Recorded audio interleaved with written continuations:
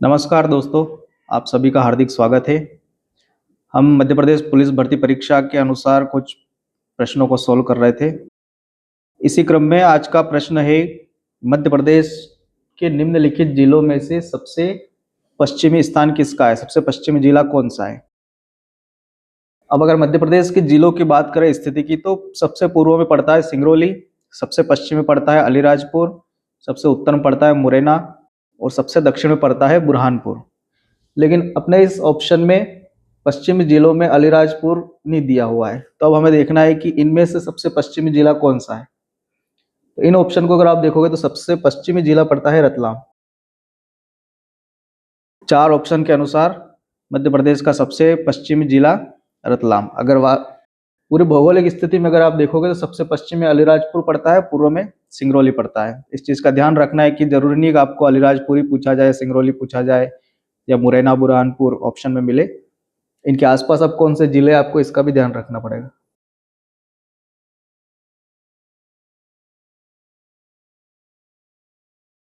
अगला प्रश्न है, मार्बल कैंसर निम्न कारणों से होता है। मार्बल कैंसर मतलब ये होता है कि ऐसा नहीं कि उसको कोई कैंसर की बीमारी हो जाती है। मार्बल मतलब वो पत्थर होता है, तो उसमें उसका क्षरण किससे होता है? अगर आपने ताजमहल के बारे में कई बार सुना होगा कि वो पीला पड़ रहा है, तो ये क्यों होता है?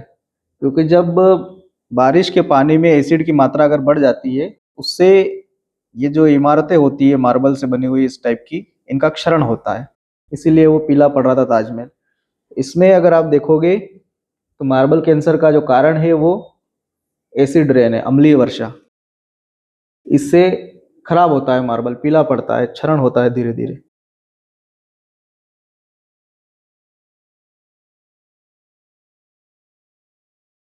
काकेशस पर्वत यूरोप और किस महाद्वीप के चौराहे पर स्थित है? काकेशस पर्वतमाला को अगर देखोगे आप तो ये यूरोप और एशिया के बीच में आता है।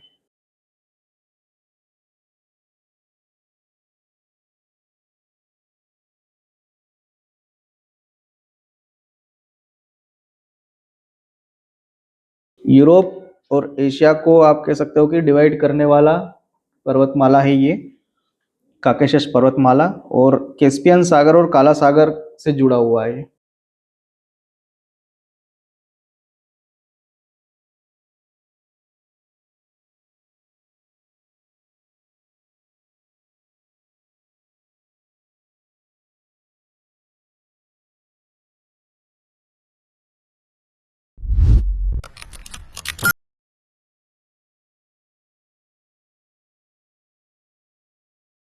कैस्पियन सागर और काला सागर के बीच में।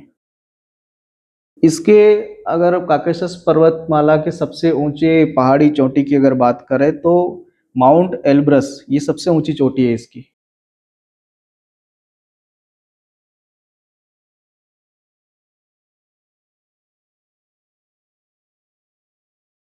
माउंट एल्ब्रस सबसे ऊंची चोटी, लगभग 5,642 मीटर इसकी हाइट है।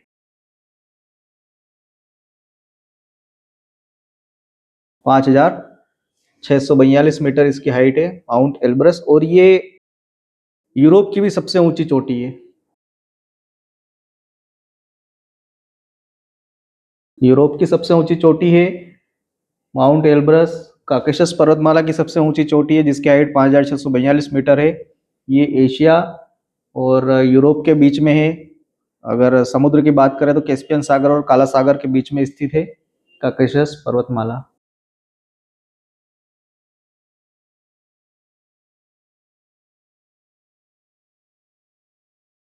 जलवायु तथा मौसम संबंधी घटनाएं वायुमंडल की किस परत से संबंधित है? किस परत में वायुमंडल संबंधी घटनाएं होती है? इस टाइप का प्रश्न हम पिछली बार भी देख चुके हैं। ये घटनाएं क्षोभ मंडल में होती है। इसी में ज्यादातर मौसम संबंधित घटनाएं होती है। ज्यादातर जो वायुमंडल है उसका ज्यादा घनत्व भी इसी परत में होता है। ये सारी चीजें क्षोभ मंडल में होती हैं।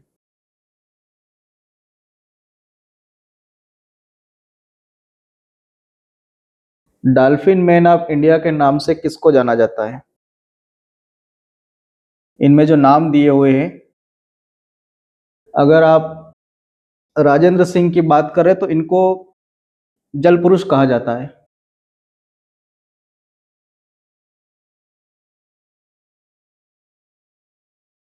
राजस्थान के है ये, अलवर राजस्थान के जल पुरुष, जल संरक्षण के लिए काम किया इन्होंने। जीडी अग्रवाल की बात करें तो इनको गंगा पुत्र कहा जाता है।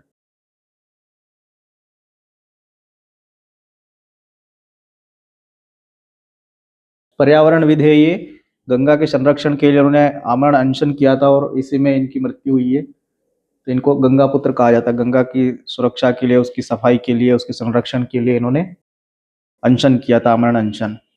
तो इसलिए इनको गंगा पुत्र भी कहा जाता है। किसको? जीडी अग्रवाल को। चंडी प्रसाद भट्ट ये चिपको आंदोलन से जुड़े हुए व्यक्ति है।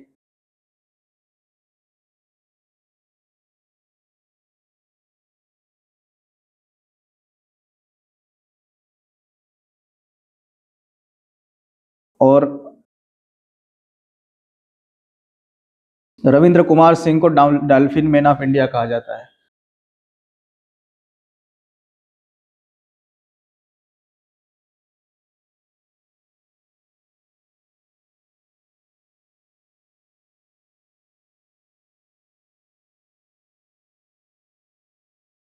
तो राजेंद्र सिंह जल पुरुष है, जीडी अग्रवाल गंगा पुत्र है, जिनको पर्यावरणविद भी कहा जाता है, गंगा संरक्षण के लिए काम किया है। चंडी प्रसाद भट्ट चिपको आंदोलन से संबंधित है।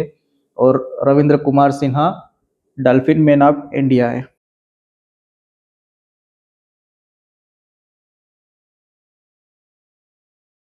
स्टील के चम्मच की चमकदार आंतरिक सतह किस प्रकार कार्य करती है? स्टील के चम्मच की आंतरिक परत कैसे होती है?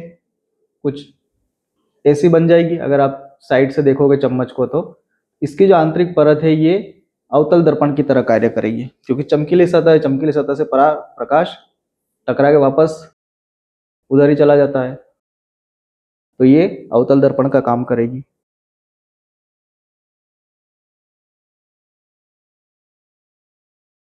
सिलिकोसिस वास्तव में एक का रोग है। किससे संबंधित रोग है? सिलिकोसिस। सिलिकोसिस क्या होता है? ये सिलिका से फैलता है।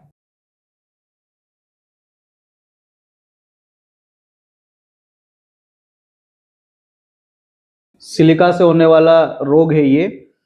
तो जो मजदूर खदानों में काम करते हैं, सिलिका कहाँ होती है? जो क्रस्ट होता है, इस पर जो मिट्टी होती है उसमें सिलिका होती है। तो जो लोग खदानों में काम करते हैं, सीमेंट फैक्ट्री में काम करते हैं, चूना फैक्ट्रियों में काम करते हैं, माइनिंग वगैरह का काम करते हैं, उसमें जब वो धूल उनके सांस द्वारा शरीर के अंदर जाती है तो उसमें सिलिका आ जाता है। इस सिलिका की वजह से सिलिकोसिस रोग होता है। और ये सिलिका फेफड़ों में जमा होता है जाकर के। तो कुछ समय बाद अगर वो 5-10 साल से अगर काम कर रहे हैं माइनिंग में, तो उनके फेफड़ों में ये धीरे धीरे जमता है और फिर सांस लेने में दिक्कत होती है, सांस लेने में तकलीफ होती है, अंदर सूजन आ जाती है। तो ये श्वसन से संबंधित रोग है, इससे फेफड़े प्रभावित होते हैं।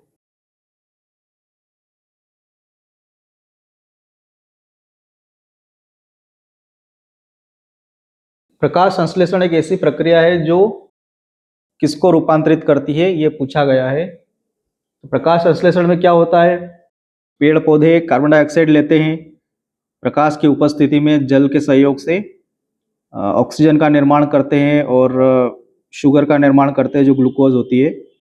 फिर उसका अलग अलग रूपों में वो रूपांतरित हो जाती है, फ्रक्टोज, सुक्रोज वगैरह, और कार्बोहाइड्रेट बनता है उसी से। तो इसमें क्या होता है? कार्बन डाइऑक्साइड का इस्तेमाल करते हैं और पानी का इस्तेमाल करते हैं पौधे, पेड़ पौधे। सूर्य के प्रकाश की उपस्थिति में ये प्रकाश संश्लेषण क्रिया होती है और बनता क्या है? ग्लूकोज और ऑक्सीजन। तो इसका आंसर क्या होगा? कार्बन डाइऑक्साइड और पानी को ग्लूकोज और ऑक्सीजन में परिवर्तित करते हैं।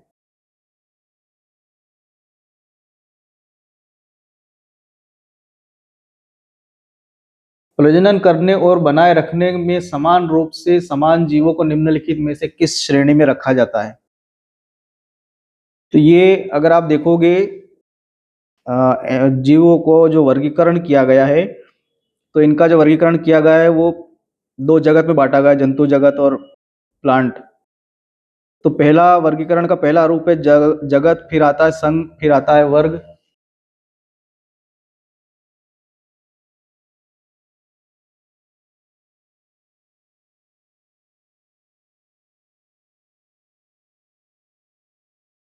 इसके बाद आता है गण, कुल, वंश, जाति।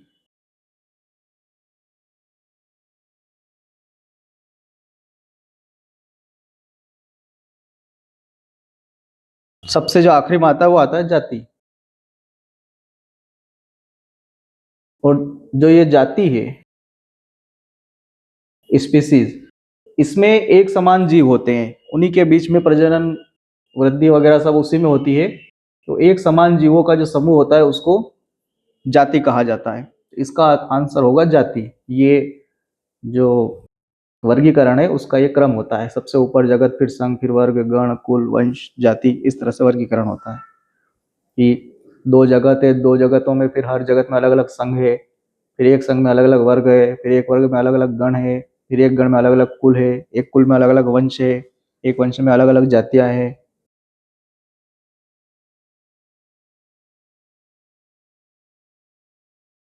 जायद फसल के बारे में निम्नलिखित में से कौन सा कथन सत्य नहीं है?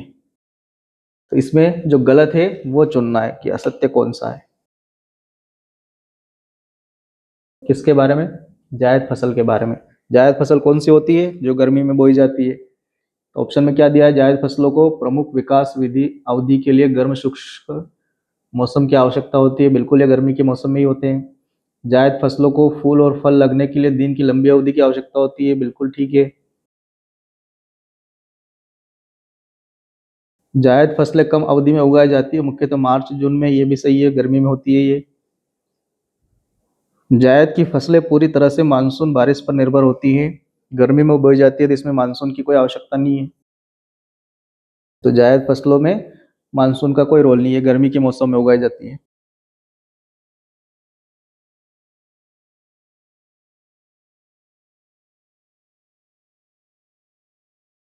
निम्नलिखित में से कौन सा एक मनुष्य का उत्सर्जी अंग नहीं है? प्रश्न को सोल्व करते समय इस बात का ध्यान रखना कि क्या पूछा जा रहा है या नहीं है। तो इसमें क्या पूछा जा रहा है? नहीं है। क्या नहीं है? उत्सर्जी अंग। तो अगर इसमें आप देखोगे तो हार्ट क्या करता है? ये ब्लड को पंप करता है। किडनी क्या करती है? छानने का काम करती है। स्किन क्या करती है? पसीना निकालती है। और लीवर क्या करता है? ये भी आपका यूरिया और पित्त का उत्सर्जन करवाता है। तो अगर लीवर को देखोगे, स्किन को देखोगे और किडनी को देखोगे तो ये सभी उत्सर्जी अंग है, क्योंकि किडनी भी ब्लड का फिल्ट्रेशन करती है, फिल्टर करती है खून को, और उसमें से जो भी खराब मटेरियल होता है, वेस्ट होता है, वो निकालती है। तो इसमें जो हृदय होता है, हार्ट, ये मनुष्य का उत्सर्जी अंग नहीं होता है।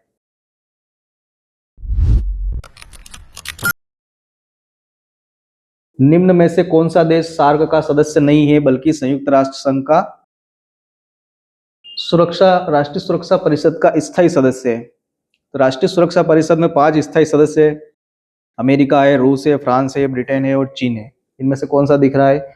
इसमें स्थायी सदस्य चीन है, और ये सार्क का सदस्य नहीं है। सार्क जो दक्षिण एशियाई देश है उनका एक संगठन है, तो उसमें भारत, बांग्लादेश, अफगानिस्तान ये है, चीन नहीं आता है उसमें। और यहाँ पर सीधी एक और हिंट दी हुई है कि राष्ट्रीय संयुक्त राष्ट्र सुरक्षा परिषद का स्थायी सदस्य है। तो संयुक्त राष्ट्र सुरक्षा परिषद में 5 स्थायी सदस्य हैं और भारत इसका सदस्य बनने की तैयारी में है। टारगेट ओलंपिक पोडियम स्कीम किस वर्ष शुरू की गई है? ये खिलाड़ियों को सहायता देने के उद्देश्य से शुरू की गई है, ताकि वो अपने खेल को इम्प्रूव कर सके और ओलंपिक में भाग ले सके, वहां से मेडल ला सके। ये जो योजना थी ये खेल और युवा मंत्रालय द्वारा 2014 में शुरू की गई थी।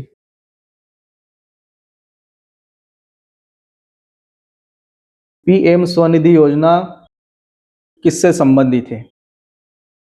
पीएम स्वनिधि योजना में क्या होता है कि जो सड़क किनारे जो अपना कारोबार करते हैं छोटे व्यापारी, अगर आपने देखा होगा कि फुटपाथ पर जो विक्रेता होते हैं, ठेला गाड़ी वगैरह लगाते हैं, तो इनको फुटपाथ विक्रेता बोला जाता है, स्ट्रीट वेंडर या फुटपाथ विक्रेता। इनके लिए ये स्कीम है। इसमें क्या होता है कि शुरुआत में उनको 10,000 का लोन दिया जाता है, 7% की इस पर ब्याज सब्सिडी भी होती है। ये 10,000 से शुरू होता है। अगर आपने 10,000 का भुगतान समय पर कर दिया, फिर ये धीरे धीरे बढ़ता रहता है और 10,000 से लेकर के स्टार्ट होता है ये, और 90,000 तक का लोन मिलता है। अगर आपको 10,000 मिला, आपने टाइम पे चुका दिया, आपको 20 मिल जाएगा। आपने 20 टाइम पे चुका दिया, आपको 30 मिल जाएगा। 30 टाइम पे चुका दिया, 40 मिल जाएगा। 40 चुका दिया, 50 मिल जाएगा। ऐसे आपका लोन की लिमिट बढ़ती रहेगी। तो इसमें क्या होगा कि आपको एक तो कारोबार करने के लिए फंड मिल गया, फिर इसको बढ़ाने के लिए मिल गया, तो आप धीरे धीरे अपने व्यवसाय को बढ़ाते रह सकते हो। इसमें आपको यह सुविधा मिलती है।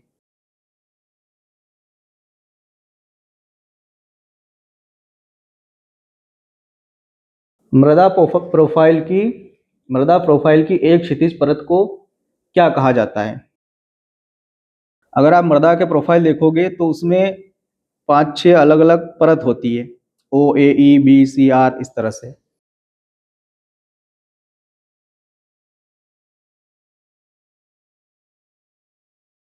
OAE।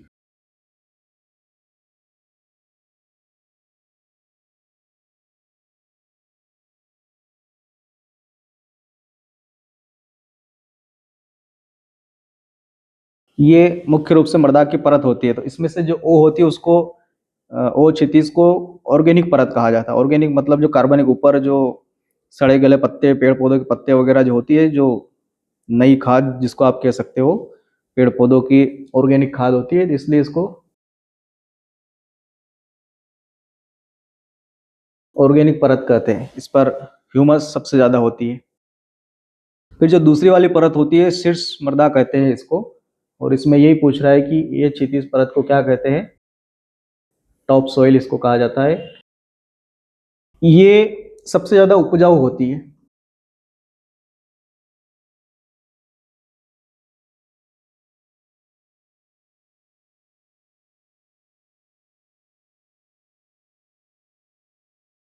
सबसे उपजाऊ जो होती है वो शीर्ष मृदा होती है, जिसको ए क्षैतिज परत कहते हैं, ए होराइजन लेयर।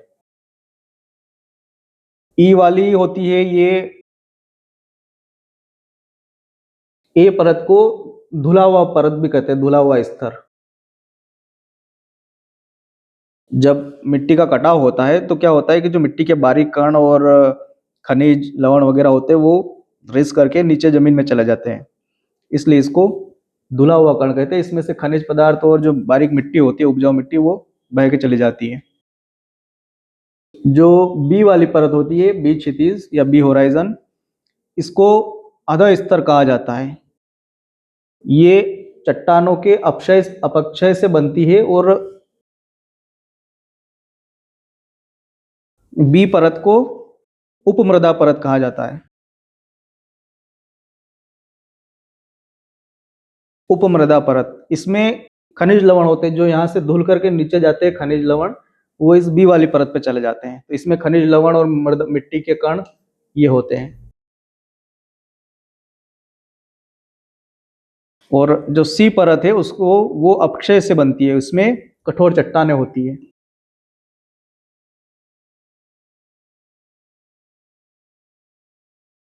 और जो आर लेयर होती है वो सबसे आधार वाली शैलें होती है, सबसे नीचे होती है और सबसे कठोर होती है। इस आर परत में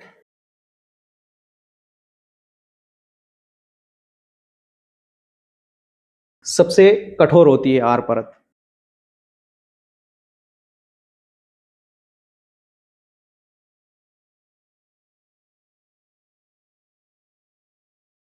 अगला है ग्रेट बैरियर रीफ किस समुद्र में स्थित है? इसमें समुद्र के बारे में पूछा है, महासागर के बारे में नहीं पूछा है। तो अगर महासागर की बात होगी तो इसमें ये आएगा प्रशांत महासागर में।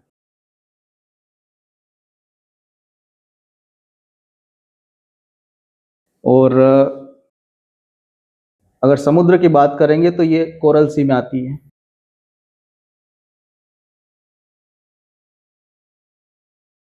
ऑस्ट्रेलिया के पास में है।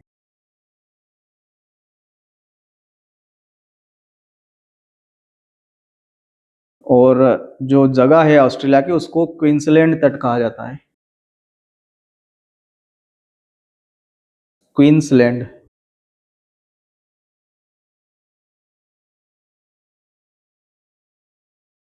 क्वींसलैंड तट पर है ये। तो क्वींसलैंड तट ऑस्ट्रेलिया में है, जो कोरल सागर में है, और ये प्रशांत महासागर में स्थित है। ग्रेट बैरियर रीफ ये मूंगे की रीफ है, चट्टान है, और दुनिया की सबसे बड़ी मूंगे की चट्टान है ये।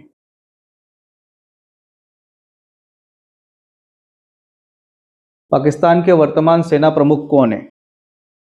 पाकिस्तान में अभी जो सेना प्रमुख है वो जनरल मुनीर है, आसिम मुनीर। आप सोच रहे होंगे कि इस गधे का प्रश्न क्यों पूछ रहे हैं, तो इसका प्रश्न परीक्षा में पूछा गया है पिछली बार।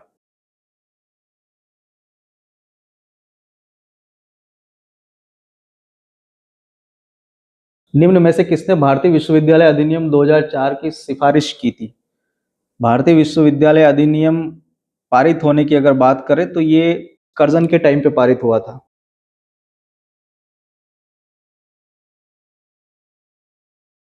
गवर्नर जनरल ये कर्जन था, वायसराय। इसके टाइम पर विश्वविद्यालय अधिनियम बना था 1904 वाला, लेकिन इसकी जो सिफारिश की गई थी वो रेले कमीशन द्वारा की गई थी। इसकी सिफारिश पर ये बनाया गया था।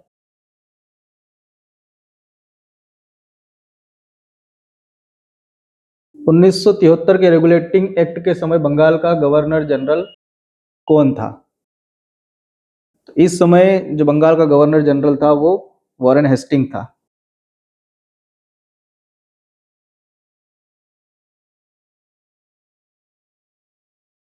ये वॉरेन हेस्टिंग बंगाल का पहला गवर्नर जनरल था।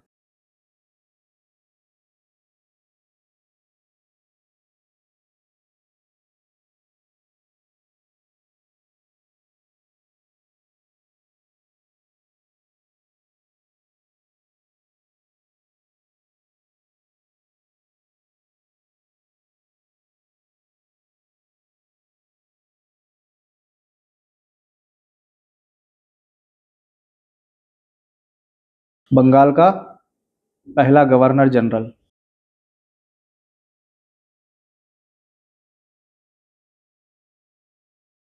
अगला है, इंटरनेट पर अपने ग्राहकों और आपूर्तिकर्ता के बीच एक फर्म की बातचीत को कवर करता है। ऑनलाइन माध्यम से जो खरीदी बिक्री होती है, ग्राहक जो खरीदता है और आपूर्तिकर्ता जो दुकानदार सेल करता है, उनको एक जगह पर लाने के लिए कौन सा प्लेटफॉर्म यूज किया जाता है? तो वो होता है ई कॉमर्स। जो फ्लिपकार्ट, अमेजन वगैरह होता है, मीशो, मिंत्रा वगैरह, ये सब ई कॉमर्स है।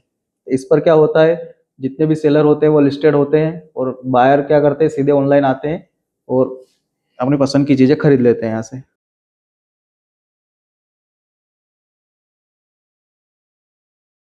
जिंक का सबसे बड़ा उत्पादक देश कौन सा है? तो वर्तमान स्थिति में अगर आप देखोगे तो बहुत सारी चीजों में पहले नंबर पर चीन आता है। जिंक के उत्पादन में भी चीन का नंबर पहला है।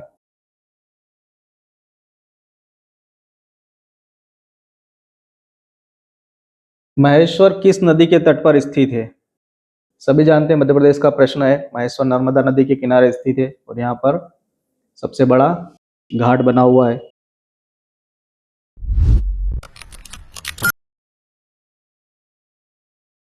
नकटा लोकगीत निम्नलिखित में से किस भारतीय राज्य से संबंधित है? तो ये जो लोकगीत है ये उत्तर प्रदेश का है। राजस्थान के लोकगीत की अगर बात करें तो यहाँ पर जो प्रसिद्ध लोकगीत है, पहला आता है उसमें इंडोणी।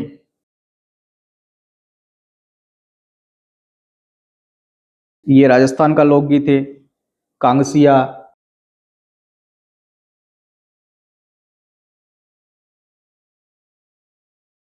इसके अलावा हिचकी,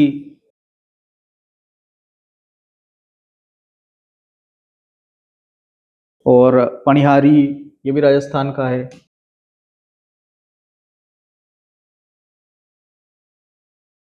ये राजस्थान के लोकगीत है। महाराष्ट्र की अगर बात करें तो लावणी, पोवाड़ा,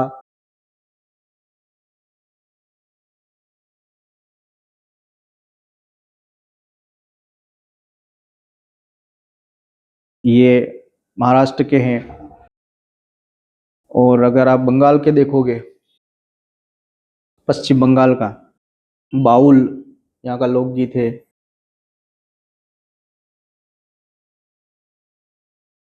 बाउल के अलावा भटियाली, भवैया,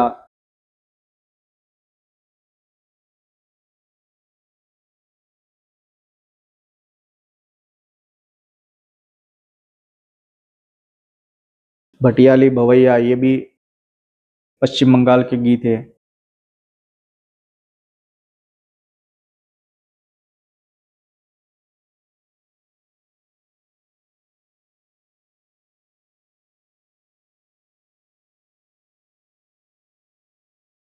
कौन सा ग्रह सूर्य के चारों ओर एक परिक्रमा पूरी करने के लिए न्यूनतम समय लेता है? तो सूर्य के आसपास परिक्रमा लगाने वाले ग्रहों में सबसे कम समय कौन लेगा? जो सबसे पास है,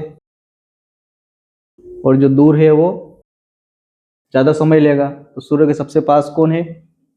बुध है, तो बुध सबसे कम समय लेगा।